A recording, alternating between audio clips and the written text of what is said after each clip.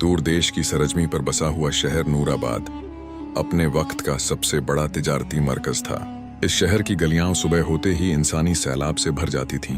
दूर दराज के मुल्कों से आए सौदागर अपने ऊंटों और घोड़ों के साथ यहाँ डेरा डालते। कोई रेशमी कपड़े बेचता, कोई खुशबूदार मसाले, कोई सोने चांदी के सिक्कों की थैलियां खोलकर बैठ जाता। हर तरफ आवाजों का शोर होता, मोल भाव की बहस, सिक्कों की खनक और लोगों की हंसी। लेकिन इसी चमक दमक के बीच इस बाजार का एक ऐसा कोना भी था जहां रोशनी पहुंचते पहुंचते थक जाती थी। एक टूटा फूटा सा पीपल का पेड़ जिसकी जड़ें जमीन से बाहर निकल आई थीं, उसी के नीचे रोज एक बूढ़ा अंधा फकीर बैठा रहता था। उसका नाम था दरवेश कादिर। दरवेश कादिर की उम्र का अंदाजा कोई नहीं लगा सकता था। उसके चेहरे पर इतनी झुर्रियां थीं कि लगता था जैसे वक्त ने उसे कागज की तरह मोड़ मोड़ कर रख दिया हो। आंखों में कोई रोशनी नहीं थी, मगर चेहरे पर एक अजीब सा ठहराव था, जैसे दुनिया की हर जल्दी उससे हार मान चुकी हो। उसके कपड़े इतने पुराने थे कि रंग पहचानना मुश्किल था। जगह जगह पैब लगे थे और कुछ पैब इतने घिस चुके थे कि नीचे की चमड़ी झलक जाती थी। लेकिन इसके बावजूद उसके जिस्म से गरीबी की बदबू नहीं आती थी, बल्कि एक अजीब सी सादगी महसूस होती थी। वह किसी से भीख नहीं मांगता था, न हाथ फैलाता, न आवाज लगाता। अगर कोई खुद उसकी कटोरी में कुछ डाल देता तो वह सिर हल्का सा झुकाकर बस इतना कहता, परमात्मा तुम्हारा भला करे बेटा। और अगर कोई उसे दुत्कार देता तो वह वैसे ही बैठा रहता, जैसे कुछ सुना ही ना हो। नूराबाद के लोग उसे अजीब निगाहों से देखते थे, मगर उसे चोर या पागल नहीं कहते थे, बल्कि बाजार में यह मशहूर था कि अगर कहीं ईमानदारी बची है तो वह इसी अंधे फकीर के पास है। अक्सर ऐसा होता कि जब दुकानदार नमाज या पूजा के लिए जाते तो अपनी दुकान की चाबियां, पैसे या कीमती सामान दरवेश कादिर के पास रख जाते। उन्हें यकीन था कि यह आदमी न देख सकता है, न भाग सकता है और न ही धोखा दे सकता है। लेकिन अजीब बात यह थी कि जो लोग उस पर इतना भरोसा करते थे वे कभी यह नहीं सोचते थे कि यह आदमी खाता क्या है। दिन बीतते गए। एक दोपहर जब सूरज आग बरसा रहा था, नूराबाद में एक अजनबी दाखिल हुआ।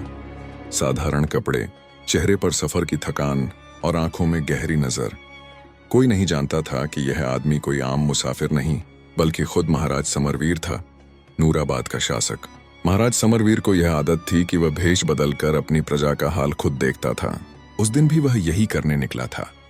घूमते घूमते उसकी निगाह दरवेश कादिर पर पड़ी।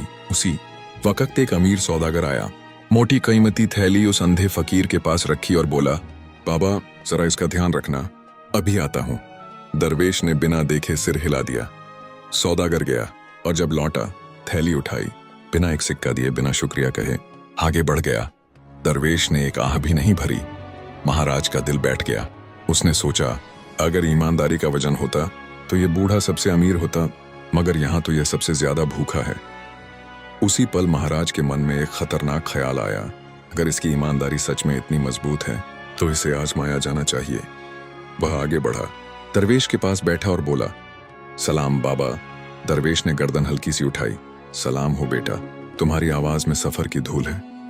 महाराज मुस्कुराया, मैं दूर देश से आया हूं, एक लंबा सफर करना है, एक अमानत है, डर है कि रास्ते में लुट ना जाऊं। दरवेश ने ठंडी सांस ली। बेटा, लोग पत्थर को भी खुदा मान लेते हैं, मैं तो बस एक अंधा फकीर हूं। महाराज ने अपनी कमर से एक छोटी सी मखमली थैली निकाली। इसमें कुछ पुराने पत्थर हैं, मेरी माँ की निशानियां। कीमत कुछ नहीं, मगर मेरे लिए जान से बढ़कर हैं। दरवेश ने थैली को हाथ से टटोला। भारी है, यादों का बोझ भारी होता है बाबा। दरवेश कुछ पल चुप रहा, फिर बोला, ठीक है बेटा, जब तक मेरी सांस चलेगी तेरी अमानत सुरक्षित रहेगी। और उसी पल अनजाने में इतिहास ने सांस रोक ली।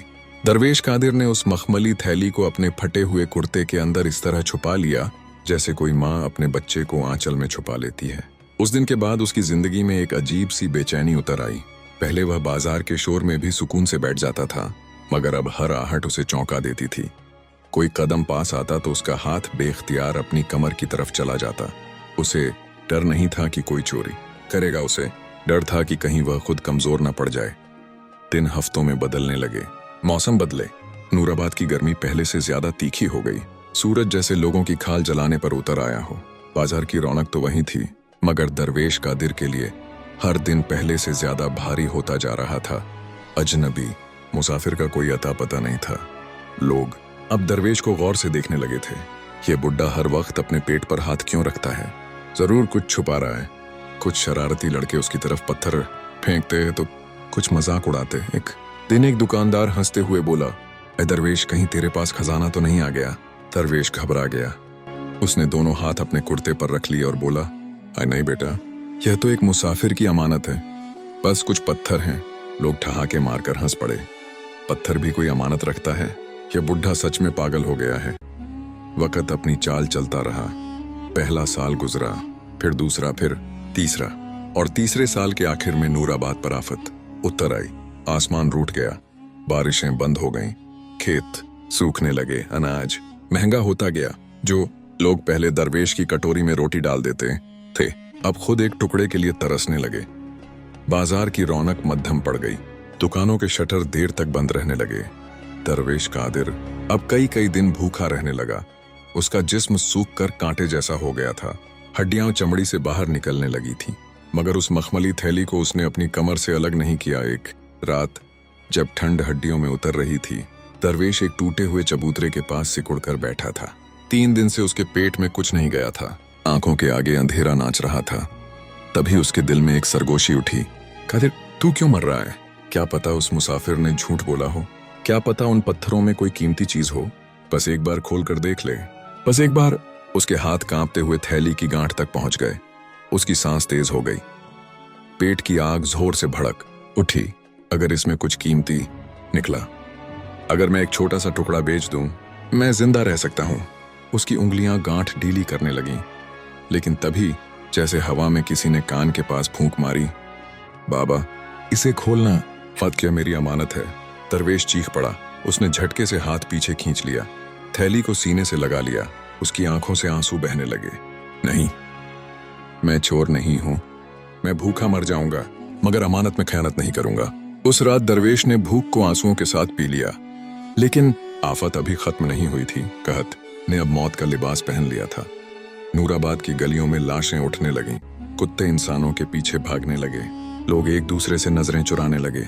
एक दिन बाजार के नए ठेकेदार ने दरवेश को धक्का देकर कहा, यहां से दफा हो जा बुढ़े, तेरी शक्ल से ग्राहक डरते हैं। दरवेश में जवाब देने की ताकत नहीं थी। वह घिसटता हुआ शहर के बाहर एक उजड़े हुए खंडहर में जा पहुंचा। वहां न छत थी न दीवार, बस टूटे पत्थर, सन्नाटा और हवाओं की सीटी। लेकिन उस खंडहर में भी उसने थैली को अपनी कमर से अलग नहीं किया। रस्सी उसकी खाल में गड़ने लगी। खून रिश्ता, मगर उसने गांठ ढीली नहीं की। एक रात कुछ लुटेरे वहां आ पहुंचे। ए बुढ़े, निकाल जो कुछ है तेरे पास। दरवेश जमीन पर लेट गया, थैली के ऊपर। मार डालो मुझे, मगर यह अमानत नहीं दूंगा। लुटेरों ने उसे मारा, लातें मारी, मगर जब उन्होंने देखा कि यह आदमी मरने को तैयार है मगर थैली छोड़ने को नहीं, तो उसे पागल समझकर चले गए। खून में लथपथ पड़े दरवेश के चेहरे पर हल्की सी मुस्कान थी। परमात्मा, आज भी तूने मेरा ईमान बचा लिया। उसे क्या पता था कि दूर महल में बैठा एक शासक हर रात इसी सवाल से जूझ रहा था, क्या वह बूढ़ा अब भी जिंदा होगा? 5वां साल अपने साथ अजीब सा सन्नाटा लेकर आया। नूराबाद अब पहले जैसा शहर नहीं रहा था। बाजारों की आवाजें बुझ चुकी थीं, गलियां सूनी थीं, और जिन चेहरों पर कभी रौनक हुआ करती थी, वहां अब थकान और डर का बसेरा था।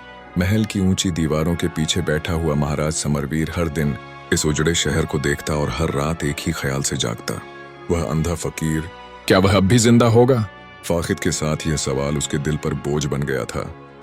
उसे याद था वह दिन, वह आवाज, वह भरोसा। उसने कई बार चाहा कि सच्चाई जानने के लिए किसी को भेजे, मगर हर बार उसके दिल ने कहा, अगर वह टूटा नहीं तो उसे यूं ही तोड़ना गुनाह होगा। आखिरकार एक सुबह महाराज ने फैसला कर लिया। उसने वही साधारण कपड़े पहने, वही मुसाफिर का भेस, और बिना किसी को बताए शहर से बाहर निकल पड़ा। नूराबाद के बाहर का इलाका वीरान हो चुका था। टूटे मकान, जली हुई झोपड़ियां, और बीच बीच में ऐसी खामोशी कि इंसान की अपनी सांस डराने लगे। चलते चलते महाराज एक पुराने खंडहर के पास रुका। हवा में किसी दर्द की बू थी। उसी खंडहर के साए में जमीन पर पड़ा हुआ एक सूखा हुआ जिस्म सांस ले रहा था। दरवेश कादिर। उसका चेहरा पहचान में नहीं आ रहा था। आंखें धंस चुकी थीं, दाढ़ी बिखरी हुई, होंठ फटे हुए, मगर उसकी दोनों बाहें अब भी अपनी कमर से लिपटी हुई थीं, जैसे किसी खजाने को पकड़े हों।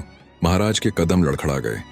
वह धीरे से पास आया और कांपती आवाज में बोला, बाबा। दरवेश ने पलटकर देखने की कोशिश की मगर देख न सका। फिर भी उसकी आवाज में वही पुरानी गहराई थी। कौन है? अगर रोटी नहीं है तो मुझे मत जगाओ। महाराज की आंखों से आंसू बह निकले। मैं वही हूं बाबा, जिसकी अमानत तुमने संभाली थी। एक पल के लिए खामोशी छा गई। फिर दरवेश के होंठ हिले। अच्छा हुआ तुम आ गए। उसके कांपते हाथों ने धीरे धीरे वह मखमली थैली खोली और आगे बढ़ा दी। ले जाओ। मैंने इसे खोला नहीं। डर था कि अगर जान लिया तो कहीं टूट न जाऊं। महाराज ने थैली पकड़ी। उसके हाथ कांप रहे थे। जब थैली खोली गई तो सूरज की रोशनी जैसे जमीन पर गिर पड़ी। नायाब हीरे, मोती और ऐसी चमक जिसे खंडहर की दीवारें भी न देखी थीं। दरवेश एक हल्की सी हंसी हंस पड़ा। देखा, मैंने कहा था ना, बस पत्थर होंगे। और फिर उसकी हंसी खांसी में बदल गई। महाराज घुटनों के बल बैठ गया। उसने दरवेश को अपने सीने से लगा लिया। नहीं बाबा, तुम फकीर नहीं हो, असल बादशाह तुम हो। दरवेश ने कमजोर सी मुस्कान के साथ कहा। बादशाह नहीं बेटा, बस अमानतदार। उसी दिन महाराज समरवीर ने पूरा सच दरबार में सुना दिया। उसने वह खजाना अपने लिए नहीं रखा, उन हीरों और मोतियों से सराएं बनवाई। कई कुएं खुदवाए गए, भूखों के लिए रसोइयां खुली। नूराबाद में फिर से जान लौटने लगी। महाराज ने दरवेश को महल में रहने की पेशकश की मगर दरवेश ने इनकार कर दिया। जिस मिट्टी ने मुझे सिखाया मैं उसे कैसे छोड़ दूं। वह फिर उसी पुराने पीपल के पेड़ के नीचे बैठने लगा। मगर अब फर्क यह था कि लोग उसके सामने सिर झुकाते थे। जो पहले उसे दुत्कारते थे अब उसकी दुआ लेने आते थे। दरवेश ज्यादा दिन जिंदा नहीं रहा। एक सुबह वह पीपल के नीचे वैसे ही बैठा, मिला, आंखें बंद, चेहरे पर सुकून। उसकी कमर पर बंधी रस्सी अब भी थी मगर थैली नहीं थी। अमानत अपना काम पूरा कर चुकी थी। नूराबाद ने उस दिन एक फकीर नहीं, एक जिंदा कानून खो दिया। और आज भी जब उस शहर में ईमानदारी की बात होती है तो लोग खजानों का जिक्र नहीं करते। वे बस एक अंधे दरवेश की कहानी सुनाते हैं जिसने भूख से समझौता कर लिया मगर अमानत से नहीं।